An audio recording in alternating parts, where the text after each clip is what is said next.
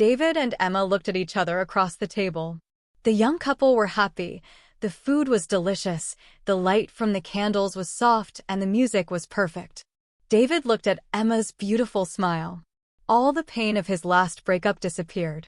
All his doubts and fears about love had gone. His hand reached out and touched hers. "I want to ask you something." David searched her eyes. Could she guess what was coming? Her smile made him feel brave. She held his hand. "Don't worry. Whatever it is, I'll probably say yes." He felt so excited. He was about to ask the most important question of his life. From the corner of the restaurant, a strange man watched them. He sat very still at his table. He held a menu, but he wasn't reading it. Instead, his cold eyes looked only at the young couple. Back at their table, David suddenly felt nervous. "Excuse me," he said to Emma. He pushed his chair back and went to the toilet. As he looked in the mirror, he told himself, "Come on, David, come on. You can do this, mate. She's crazy about you." Feeling ready, he went out of the bathroom. He almost walked into the extremely tall man who was waiting by the door. The man's eyes were a cold, bright blue.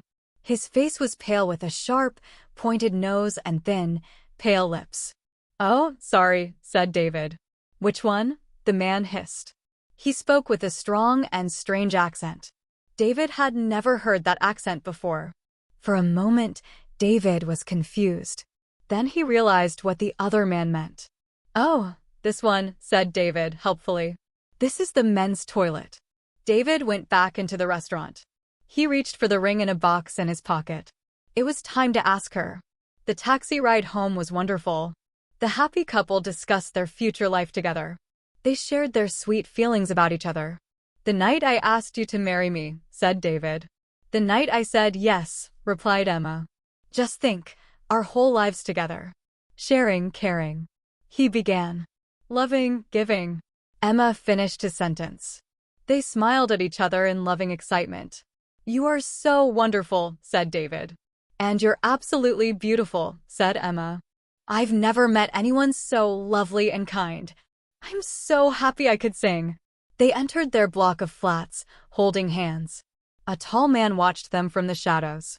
"Which one?" he asked himself. He watched the building. He was waiting for a light to come on to show him which flat was theirs. 1 minute passed. 2. There it was. The light went on in a third-floor window. He saw Emma for a moment as she closed the curtains. How many times had he stood on a corner like this? How many victims had he watched? Many corners. Many victims. His pale lips formed a thin smile. He moved out of the shadows to the door and pressed the buttons for every flat. The vampire was always pleased when people lived in flats. Sooner or later someone always let you in. Silly humans. They thought you were someone's pizza delivery. It was a kind of invitation, and that was all he needed to enter a home. He climbed the stairs to the 3rd floor and walked down the hall. He didn't make a sound. He could hear the young couple laughing and talking. He put his ear against the door. He could hear what they were saying, and he was happy. Young love made the sweetest blood. It was so full of life and energy. "I feel as if I'm in a film," she was saying. "More like a dream," he replied. "Yes, a dream. How lucky we are." "Guess who I'll be dreaming about tonight," he said. Who? Who? Her hair smells of roses. She's like an angel." Their dream was about to become a nightmare, the listening vampire thought.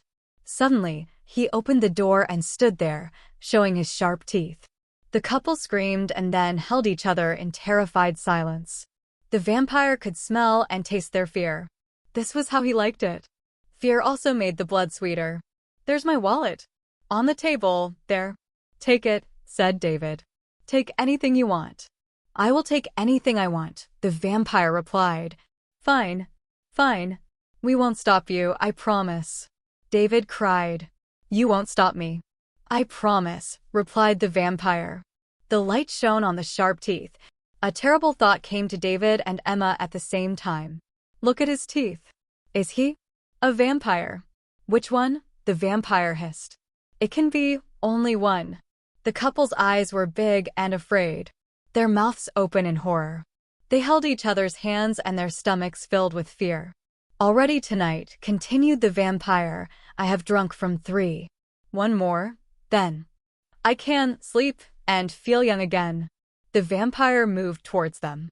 Instinct made David step in front of Emma to protect her. Emma gratefully held onto his back. The vampire wasn't in a hurry. He had plenty of time. Who should he attack? He asked himself. Which one? Thank you, Emma said quietly in David's ear, for what you're doing for me. Of course, my love. I'm here to protect you. He felt proud as he said the words. He could fight this vampire. All he needed was a piece of wood or something to push through the heart. He looked around for something. You're so brave to offer yourself, continued Emma. Sorry? Asked David. What are you talking about? Oh, said Emma. I just thought that with your love for me and everything. David and the vampire looked at each other. Now listen, Emma. There is no doubt about my love for you. Really? She replied. She didn't believe him. But you can't expect me to just give him my life. I wasn't saying you should, she said. It's just one of our options, that's all. Well, think of another one, he shouted. Why don't you offer yourself to him to save me? The atmosphere in the room had certainly turned ugly. The vampire was not pleased that the fear and love were now silly, selfish arguments. Emma was very angry. I hope you're joking. Let's see how strong your love is. What a horrible man. What about the woman I was planning to marry? Offering me to a vampire like a bone to a dog. You said my hair smells of roses, she cried. All right. Relax. David was a little embarrassed to be having this argument in front of a stranger. I'm an angel, you said, she carried on shouting. Must. Drink, shouted the vampire angrily as he came even closer. He wanted to make a quick kill. Then he could get away from these terrible people as soon as possible. His eyes opened wider and his teeth were bared. Which one? Her. David pointed at his future wife. Him, screamed Emma in anger. Please, him. The vampire approached David. She's younger. Sweeter, said David. The vampire turned to Emma. He's bigger. There's more of him. She pointed at David. Suddenly the vampire felt tired. He had been killing for many centuries. Listening to them was depressing. How could he feel good by drinking the blood of either of these disgusting creatures?